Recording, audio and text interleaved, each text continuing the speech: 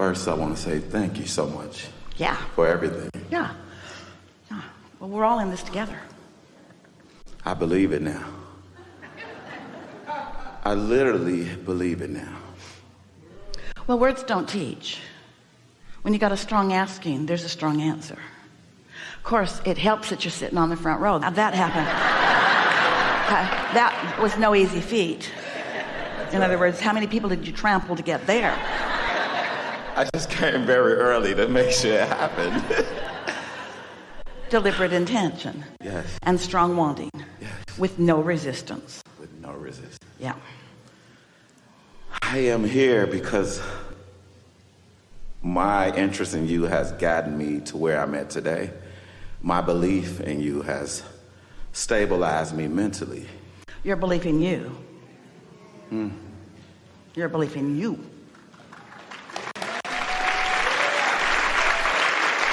Thank you. Yeah. Thank you.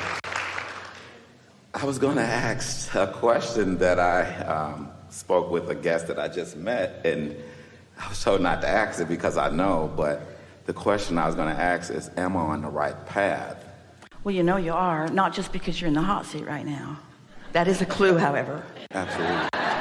You can tell by the increase in your feeling of stability and the decrease in your unsteadiness. You can feel by your increase in your happy heart and the decrease in your concern about things. In other words, you can feel.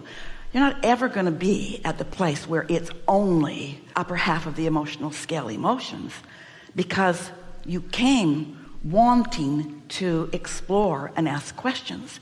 You came wanting to define your questions. You didn't come to regurgitate other people's questions or to assume other people's answers. You came to ask your own questions, to live your own life, and to emit, to radiate, to ooze your questions to the universe, to receive your own answers. Absolutely. Yeah. And the question is, how do I continue to stay on this path?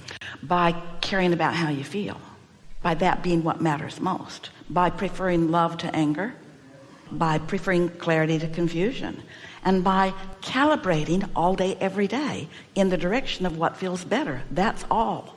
And by not demanding or even asking of yourself to get it just right every single minute. By being nice to yourself about it, like the source within you is. In other words, do you know when you're upset at yourself, it's because your inner being isn't? Did you hear that?